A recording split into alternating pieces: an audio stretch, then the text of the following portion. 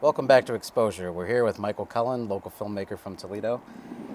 You've done the genre of horror films. Has there been anything else that you've ever dove into? I would say like documentaries, or I know we talked a little bit about mockumentary. I do have a fake, what I like to call a fake documentary. I like the term mockumentary, which it does apply to this, but this is more of a serious film than, it's not like Waiting for Guffman or something. But this is it's a film called Down Along the Road: The Life and Times of Fulton Williams, which which is a co-creation between me and local musician Ryan Roth, and it's a film about a musician who disappeared 20 years ago and catching up with his family and friends nowadays, and seeing where they think he might be, if he's alive, if he's not, if, things of that nature, and telling his story through their eyes.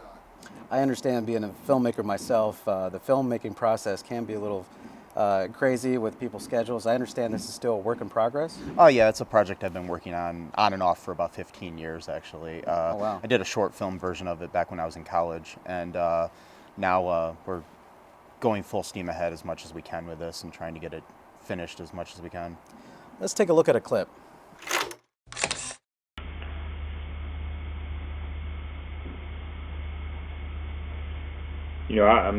I grew up at a very interesting time for the world, really. You had the whole '60s era was a very trying time, socially, economically, as well as musically. You had everything that you heard on the AM was crazy.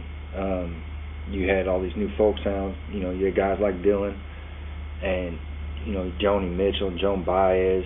You had like Peter, Paul, Mary all over the airwaves, and the Byrds, and you had all these people just singing and really creating a movement throughout America.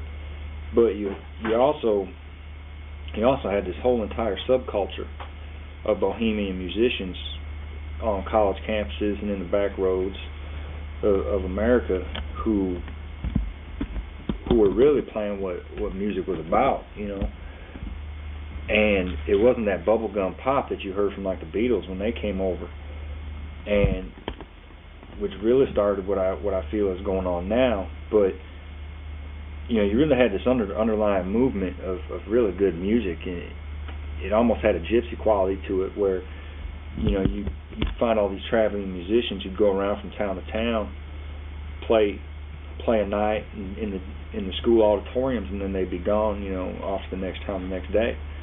And that's where I really got a lot of my influence from these people, because you got to hear stories from far off places being sung in these songs.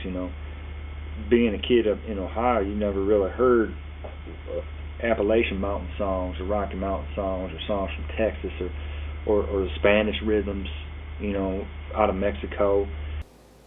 Maybe he's trying to make up for lost time. Maybe he was trying to put a Band-Aid on the situation itself.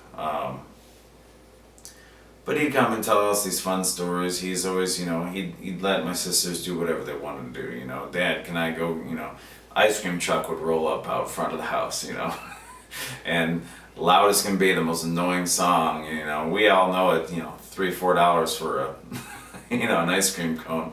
We all know we can get a lot further going just to the grocery store, but he would always, have some cash in his pocket, that he'd be more than willing to give to my sisters to go out and get, whatever they wanted. Toledo's had like such a good music history, from current day to even back in the past. I mean, we've had people, even like the soul people like Shirley Murdoch, who's from Toledo, and people don't know Anita Baker is born in Toledo, and Anita Baker is born in Toledo, and even to and it's just not just like soul and stuff like that, but even like one of my favorite musicians of today is a guy named Fish Fisher, who grabs his guitar, man, and he goes at it. One of my favorite singers with his full beard and his hat turned up, and he's down in Tennessee, and he's doing, things like that. People like that are real good. We've always had all sorts of genres covered in Toledo. Fulton was great too, man. But people just, it's always been a lot of good stuff from hip hop to country to rock and everything. It's been good in the city. A lot of good people. Yeah, and Fulton, I believe, was especially a big influence on a lot of the artists today. The gentleman that you mentioned. Oh yeah. I believe that you can definitely hear a lot of Fulton in his music, and how much that he has inspired that. The local scene has always been, very. The competition just kind of like breeds greatness. Yeah. People push each other, and that's just kind of what this whole the whole city is about. And I think Fulton definitely, was the personification of that.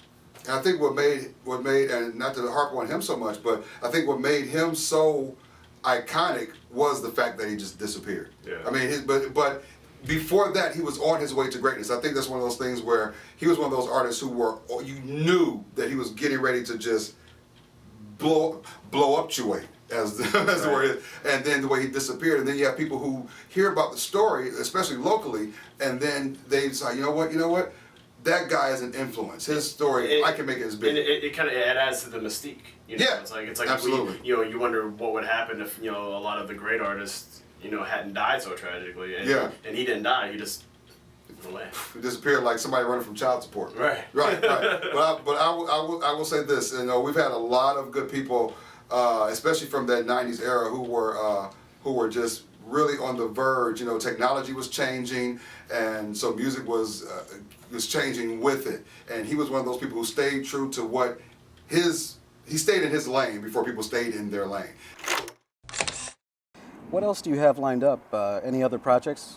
I'm currently in pre-production on a anthology film that I'm calling Sullivan Street, and it's a project made up of several short films that are slightly interconnected. They all share a location, which is a bar that's in there that we're calling Sullivan Street in it, and they're written by different writers and directed by different directors. I'm directing a couple myself, and then I've got 4 or 5 other directors involved. Oh, so it's like a joint effort. All you guys are coming together to it's make gonna this be one long. Going to be produced by Cullen Park Productions, my company, but it's. You're in charge of it. But but I'm in charge cool. of it, but I didn't want to do the whole thing myself. So because I just wanted to be able to give voice to various people. So.